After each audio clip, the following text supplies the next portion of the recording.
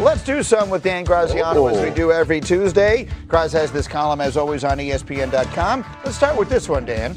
Is it an overreaction to say the winner of Sunday's game in Denver, Chiefs-Broncos, will win the AFC West? It's not an overreaction. Look, if the Broncos win it, they're up 3.5 games on the Chiefs going into their bye. And yes, the Chargers are in this mix. I'm suspicious of them holding it together with their offensive line issues. So if the Chiefs win this game, they're a game and a half back. They've won the division 9 years in a row. Denver's going to have to go sit on that through their bye, and the Chiefs would be able to hit the gas, I think, and finish it off. I mean, when last seen, the Denver Broncos, while winning, were being booed off the field in their own stadium. Are we buying Denver here? I mean, that defense is incredible. Yeah, we certainly buy the defense, and we trust Sean Payton. I think the issue with Bo Nix is the offense is we're going to throw screens and we're going to throw bombs. And, when the opponent stops that, we don't have any other kind of technique offensively, and that's the concern. And both can be inaccurate.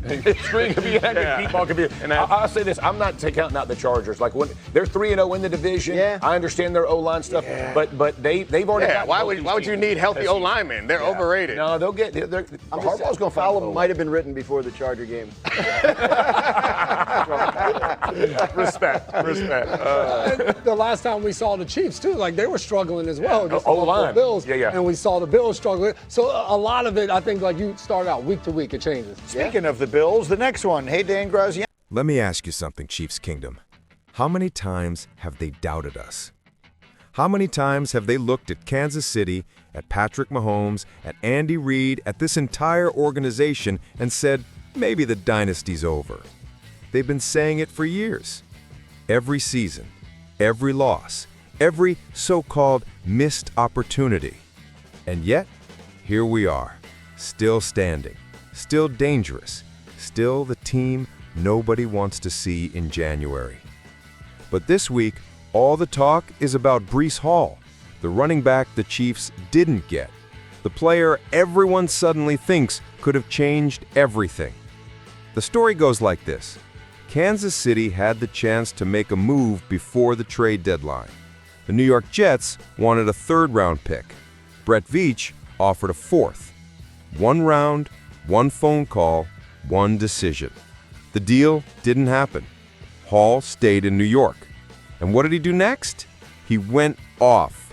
83 yards rushing, 42 more receiving, a touchdown that electrified the stadium and made headlines across the league. One performance, and suddenly the narrative is that the Chiefs missed their moment, that the kingdom is losing its edge. But let me tell you something that's the same narrative we've heard before. They said we were done when Tyreek Hill left. They said we couldn't win again without him.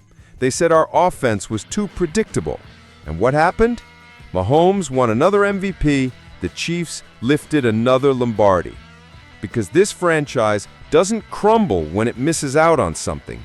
It adapts, it reloads, it becomes stronger. Now don't get me wrong, Breece Hall is a talented player, no question. But one player does not make a champion. Champions are built through culture, chemistry, and leadership. And Kansas City has that in every corner of the locker room. Look at Isaiah Pacheco. The energy, the aggression, the way he runs like every carry could break the field in half. Look at Travis Kelce, the heart of this team, still producing at an elite level.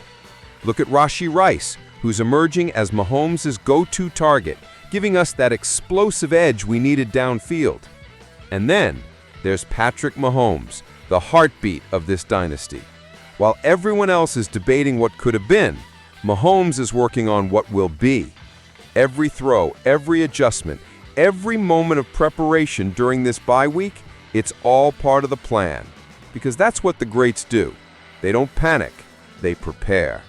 And Andy Reid, he's been here before. He's seen seasons start slow, rosters get questioned, and still, he finds the formula. You think he's worried about missing one player? No. He's focused on unlocking the offense that's carried Kansas City to 5 straight AFC championships. But here's the part the national media doesn't get. This isn't just about stats or trades or fantasy football points. This is about identity. The Chiefs' identity has never been about who they don't have. It's about what they are. A team built on belief, on brotherhood, on fighting through every storm. And right now, that belief is what the kingdom needs to hold on to. Because yes, things haven't looked perfect. There have been missed plays, tough losses, and moments that make you question where the spark went. But every dynasty faces that stretch. Every great team has to find itself again. And history tells us what happens next. Mahomes gets sharper, Kelce gets louder, Andy Reid gets smarter.